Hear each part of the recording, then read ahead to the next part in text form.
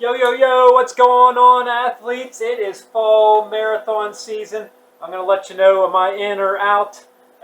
Just what motivates me to run? What type of shoes am I going to wear if I do a marathon? Which marathon am I doing?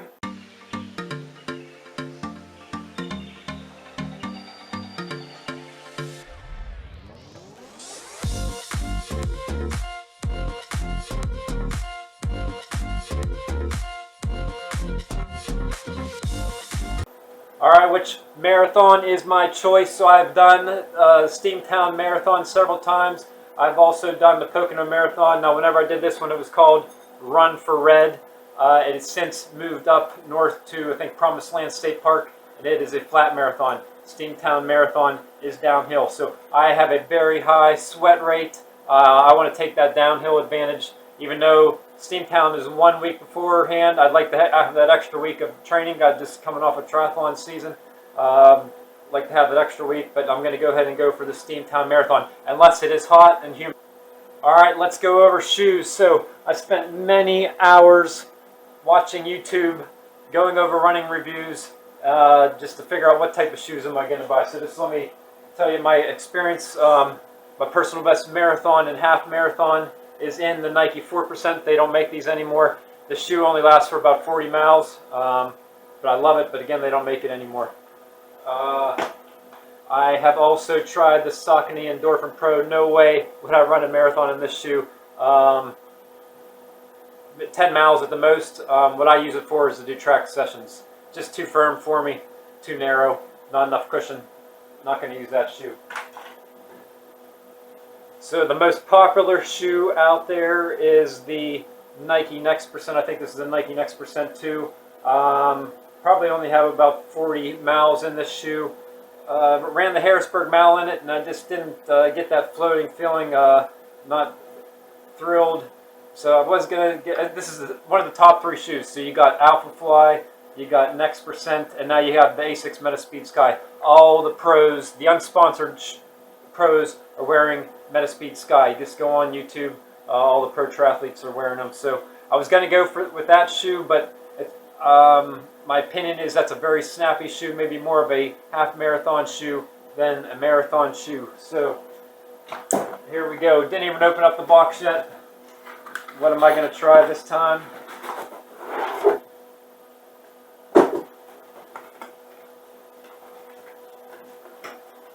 Ta-da! There we go. I'm going back, or going to the Alpha Fly. So I have never tried this shoe. The reason why I'm going for this is just all the cushion around, mile 18. I need a shoe that you could float into and just maintain that 6:57 mile pace even when your legs are sore. So I think I could float in this shoe. You got tons of cushion in there. So I'm going to go ahead and give it a try. What motivates me to train? 9 out of 10 of my runs are right here on the treadmill. I could watch YouTube all day long. I subscribe to pro triathletes as well as Seth James Demore. He's a running specialist and specializes in shoes and doing shoe reviews. Again, I could run all day long. I just did a 20 mile at 7-minute pace on the treadmill yesterday, no problem. So that's what motivates me to get out there watching dang YouTube. Other software tools that I use, Training Peaks, that helps you measure your taper, and as well Strava, that also you can measure your taper. But additionally with Strava, I love the going out and getting segments. So run 2-3 neighborhoods over, beat somebody's segment. That's the fastest, running up a hill somewhere and then coming back. So it just motivates me to get out there, do those long runs, just because you're looking forward to trying to beat that segment that's out there. I'm not going to go over nutrition here today. I'm just trying to keep the video short. What I am going to do, I'm going to challenge myself to run 26 miles that's a marathon, on a treadmill here in about a week or 2. I'll do a YouTube video of that. The reason behind that is I loved also another software tool. I use Zwift, and in order to get one of the badges, you have to run an entire marathon on a treadmill. So I'll go over nutrition during that video. So you have to stay tuned for that one. That should be cool. Here is the mileage that I've been putting in and plan to put in again with the goal to run a sub 3-hour marathon. So just basically my base mileage is I always run 15 to 20 miles per week, even in the off season. And I started the ramp up from sort of 53, 61, 62. This past week I bumped it up to 72 miles.